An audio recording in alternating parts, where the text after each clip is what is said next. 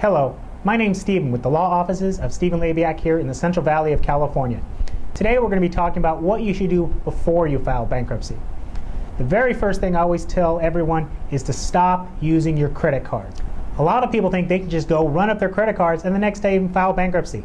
That is not true. You may be held liable for some of those charges that occurred right before you filed. The second reason you want to quit using your credit cards is you need to make sure that you have enough money to live without using the credit cards. You just want to pay your rent or your mortgage, your car payments, and your utilities, and make sure you have enough money to live your life.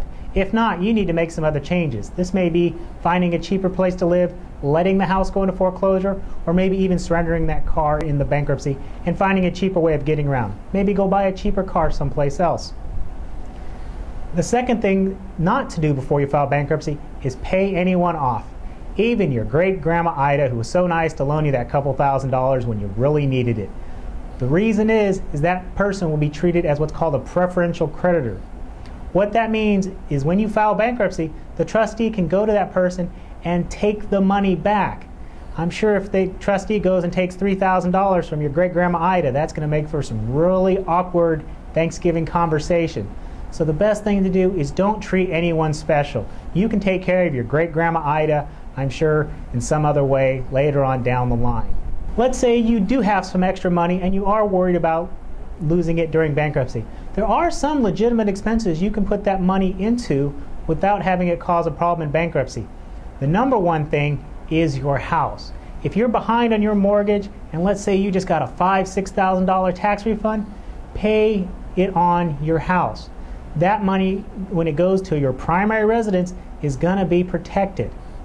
Let's go the opposite direction. Let's say you owe some back taxes and you came into a little bit of money. Another good idea is to pay off those taxes. Often tax debts are not dischargeable in bankruptcy.